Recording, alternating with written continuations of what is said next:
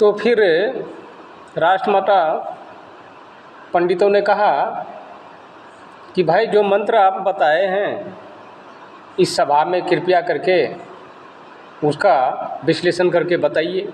मैंने उसे कहा कि आप कम से कम 1 लाख आदमी जमा कीजिए, मैं इनका विश्लेषण करके बताऊंगा।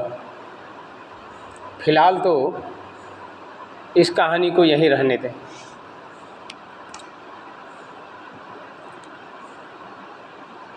तो ये तो पंडित और आदमी का मन ही स्वच्छ हो तो वो पंडित हैं। स्वच्छ आत्मा वाले ही पंडित कहलाएंगे, न कि मंत्र से शुद्ध होता है, शुद्ध होता है मन से। तन और मन जिनका शुद्ध हो तो प्रतिबिंब की तरह जिस प्रकार आईने के सामने खड़ा रहे और प्रतिबिंब दिखता है, ठीक उसी प्रकार आचरण भी दिखते हैं।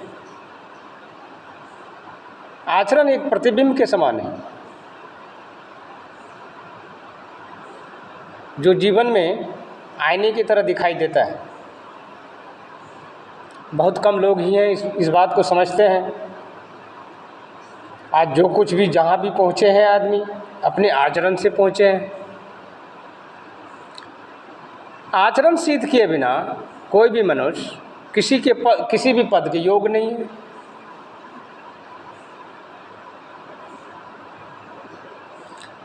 अब मैं आपको अपने घर की ओर लेके चलता हूँ। मेरे घर की स्थिति को देखें और सारा स्टोरी पूरे भारत के भूपटल पर है। कैसा कैसा दुख उठा के कैसा कैसा आचरण करके हमने सबों के बीच में चला। तो मैं सबसे बड़ा दोषी अपने घर में, मेरे घर में एक ऑफिसर जन्म लिया है, वो नालायक है। इस बार मैंने बहुत समझाया, इतने समझाने के बावजूद भी इस बार मैंने नालायक का सर्टिफिकेट उसको दे के आया कि ये लीजिए नालायक का सर्टिफिकेट। क्यों कि आपके इतने बड़े ऑफिसर्स हैं, राजकाज के लिए मेरिट होगा, बहुत सारी मेरिट है। मैं भी कह रहा हूँ ये 1 क्लास के विद्यार्थी रहे पॉलिटिकल साइंस के, मैं तो उतना पढ़ा लिखा हूँ भी नहीं, फिर भी उनको एग्जामिन के तौर पर जब वो सोशल में आएंगे, सोशलिज्म को समझेंगे, तो उसको हम 0 नंबर देंगे। क्यों देंगे? इसलिए कि उसको अनुभव ही नहीं है कि समाज क्या होता है। समाज के परिधानों के बारे में उनको मालूम ही नहीं, इसीलिए हम 0 नंबर बैठाएंगे उस पर। सर्टिफिकेट मिल भी गई, मैं बाँच के आया हूँ। तो बार बार कहा अपने आप को सुधार लीजिए, सुधारिए भाई। ये कोई ज़रूरी नहीं कि आप इतने बड़े ऑफिसर्स बन गए तो सिर्फ आपका कुर्सी भर तक का ही काम है, ऐसा नहीं है। समाज को उठाने का, समाज के बच्चे को समझाने का ये भी आपकी दायित्व बनती है। आप इस जिम्मेदारी को निभाएं। बिना निभाए बगैर चाहेंगे मुझे सम्मान मिल जाएगा, तो कैसे मिलेगा? ये मिलेंगे कैसे? मिलेगी कैसे? उसके लिए सकुशल कार्य करने होंगे, वो भी आचरण में डाल के। कह देने मात्र से नहीं होता है। समाज एक्टिव हो चुके हैं, समाज हिसाब मांग रहे, समाज में बच्चे पढ़ लिख गए हैं और वो हिसाब मांग रहे, हिसाब लेना भी चाहिए। आज मैं संपूर्ण देश के बीच में चल रहा हूँ, मैं भी कितने नेतागण को कहता हूँ कि जहाँ से मैं चला हूँ और अब तक जो मैं आया हूँ, चाहे वो पंचायत हो या जिला मिनिस्ट्री में कोई हो, मेरा अधिकार है उनसे हिसाब मांगने का। लोक शिकायत निवारण इसलिए गठन किया गया था कि आप हिसाब दें सब। ये कोई ज़रूरी नहीं कि आपके फाइल में है तो फाइल में ही दबी रह जाएगी। इसके लिए साधन बनाए जा चुके हैं, अच्छी बात है। जैसे जैसे स्टेज बाय स्टेज में चलता रहा, तो डेवलपमेंट भी साथ में बढ़ती रही। हम सब डेवलपमेंट के सहयोगी हैं।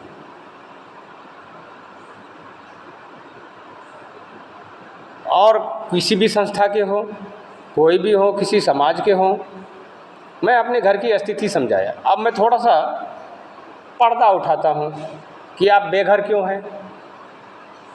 जब घर में नालायक हो तो बेघर जरूरी है। आप पूछिएगा कि विभीषण ने कैसे चला गया राज छोड़ करके, तो सारे शास्त्र को पढ़ने के बाद ये पता चलता है कि भाई शास्त्र पढ़ने का चीज़ नहीं है, उनको आचरण में डालने का चीज़ है। ये सांकेतिक है, इसको ढालो। तो क्या ये पढ़ने से क्या मिल जाएगा? क्या पढ़ने से नहीं, बल्कि करने से ग्रहण है ही नहीं। गुणात्मक जिसे कहते हैं वो है ही नहीं। तो बार बार प्रयास किए हम कि कम से कम गुणात्मक दृष्टिकोण से ये भी चले, ताकि इनकी सम्मान में भी बढ़ोतरी हो, आसपास में सभी एक दूसरे के प्रति हिल मिल कर रहें। प्रेम आया ही नहीं। मैं लिखता चला गया, बोला आप कुर्सी संभालो, मैं देश संभालता हूँ, मैं बाहर से संभाल रहा हूँ, लेकिन रिकॉर्डेड लिखित है। तो जैसे जैसे कर्म किए गए जो भी, तो उनके लिए वैसे ही सम्मान से मैंने पेश आया। ये होना चाहिए कि कम से कम घर में जाएं तो एक दूसरे के प्रति चाहे जो भी रिश्ता है उनको हम सबों को मानना चाहिए। इसमें वो गुण है ही नहीं। आदमी गुण से पूजे जाते हैं, बल और पैसे से नहीं, गुण से। अब इधर की स्थिति है, वो क्या किए, मेरी पैतृक संपत्ति में किसी थर्ड आदमी को जाके घर बनवा दिए।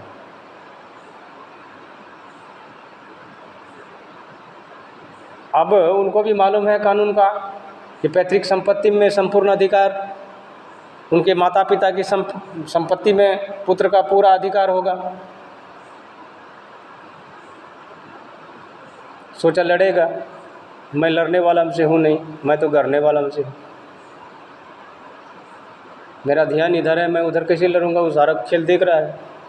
तो भाई खेल के बारे में मैं पूछ रहा हूँ कि भाई ये जो खेल खेला, मैं आपको नालायक का सर्टिफिकेट जो दे रहा हूँ, तो कहाँ गलती किए हैं आप जो ऐसे सर्टिफिकेट आपको पूरे देश में मिल रहा है? इतने बड़े मजिस्ट्रेट होकर के मिस्टेक करते हैं। कितनी पढ़ाई करने के बाद आपको मिली है, इस बात का अंदाज़ा नहीं है आपको, एहसास नहीं कि मेरी कुर्सी की क्या पावर है। तो कुर्सी का सम्मान कीजिए ना। इसका अगर सबों के बीच में अनादर हो गया तो फिर इतने बड़े कर्म करने के बावजूद भी आप इसमें अधूरे हैं, तो क्यों हैं? प्रकाश डालिए, पूरा कीजिए। ये समझाने में मैंने अपनी लंबी दूरी तय किया कि आप मेरा कोई भाई नहीं है, कानून से आइए। कानून सबके लिए बराबर है। सब मीन्स बराबर, विधान मीन्स नियम। इसमें उलझने का बात नहीं है, सुलझाने का है। बाबा साहब सुलझाते थे, बोला उलझना मत। रात को आते हैं सपने में, कहा उलझो मत, सुलझाओ। सुलझाने में थोड़ी दिक्कत होगी, मायूस क्यों होते हो?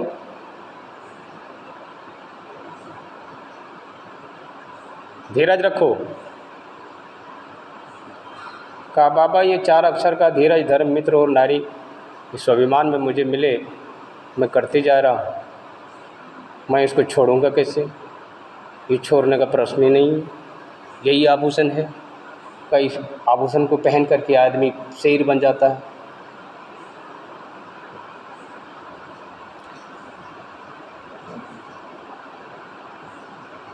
जिसने भारत माता बोला कहा उसमें लड़ाई होगी, कुछ आदमी को देख रहे थे, भारत माता भारत माता।